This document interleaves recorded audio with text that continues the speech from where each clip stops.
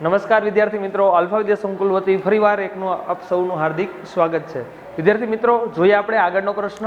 પ્રશ્ન કંઈક આવો છે: અલિંગી પ્રજનન પુનઃજનન ઉદાહરણ આપી સમજાવો. એટલે કે પહેલા મારે સમજાવવાનું છે અલિંગી પ્રજનન, એની અંદર મારે કોની ચર્ચા કરવાની છે તો કે પુનઃજનન, અને એની અંદર આપણે આપવાના છે એના એક્ઝામ્પલ્સ એટલે કે ઉદાહરણ. ઓકે, સૌપ્રથમ વાત કરીએ આપણે અલિંગી પ્રજનન. તો મિત્રો, અલિંગી પ્રજનન કોને કહેવાય? તો કે જે સજીવોને પ્રજનન માટે, પ્રજનન એટલે શું થશે તો કે એકમાંથી નવા બાળ સજીવો ઉત્પન્ન થવા, જે પિતૃ સજીવ છે એમાંથી બાળ સજીવો ઉત્પન્ન થવા, આ પ્રક્રિયાને કહેવાય પ્રજનન. પણ અહીંયા કયા પ્રકારનું પ્રજનન આપણને પૂછેલું છે તો કે અલિંગી પ્રજનન. એનો મતલબ કે જેની અંદર લિંગ હાજર નથી તેવા સજીવો, જેને પ્રજનન માટે બે અલગ અલગ સજીવની જરૂર નથી તેવા સજીવો, જેને કહેવાય અલિંગી પ્રજનન. એની અંદર કોણ કોણ આવી શકે તો કે અમીબા હોય, લેશમાનિયા હોય, પ્લાઝ્મોડિયમ હોય, હાઇડ્રા હોય, સ્ટારફિશ હોય. આ બધા કેના એક્ઝામ્પલ્સ છે તો કે અલિંગી પ્રજનનના એક્ઝામ્પલ્સ છે.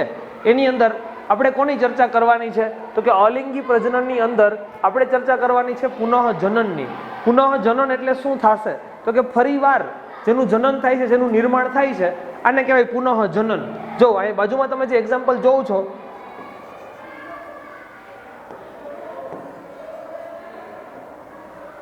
એ છે પ્લેનેરિયા. મિત્રો, આ પ્લેનેરિયા જે છે એ શું કરે તો કે અહીંયા જે તમને આ 1 નંબરનું દેખાય છે એ પિતૃ પ્લેનેરિયા છે. હવે પિતૃ પ્લેનેરિયાની અંદર જ્યારે એના કટકા થઈ જાય, શરીર અલગ અલગ 3 ભાગમાં વિભાજિત થઈ જાય, ત્યારબાદ શું થાય તો કે એનું શરીર અલગ અલગ 3 કટકામાં વિભાજિત થઈ ગયું છે.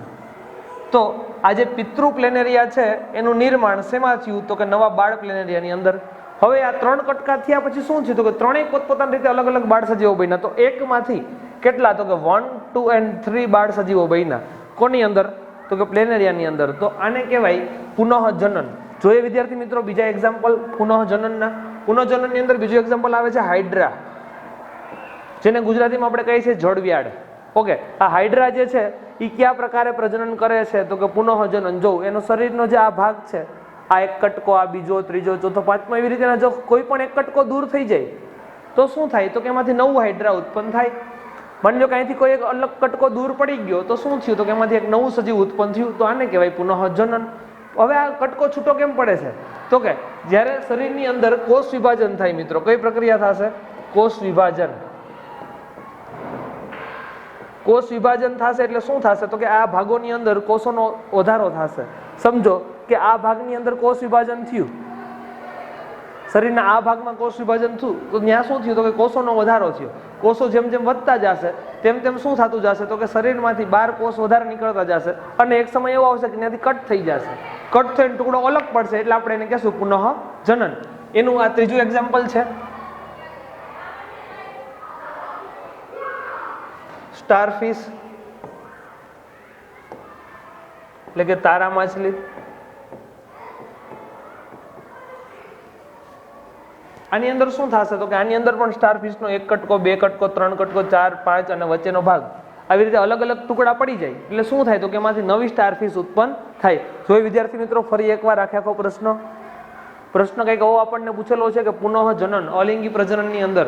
તો અલિંગી પ્રજનનમાં પુનઃજનન એટલે શું થશે તો કે જ્યારે કોષ વિભાજન થઈ ને કોઈ સજીવો નવા ઉત્પન્ન થાય છે, શરીરનો કોઈ ભાગ વિભાજિત થઈ તેમાંથી નવા સજીવો ઉત્પન્ન થાય છે, તો આને આપણે પુનઃજનન કહીએ છીએ. પુનઃજનનમાં તમારે એક્ઝામ્પલ ક્યાં ક્યાં લખવાના થાય તો કે પ્લેનેરિયા, હાઇડ્રા અને તારા માછલી, સ્ટારફિશ, આ 3 એક્ઝામ્પલ લખવાના થાય.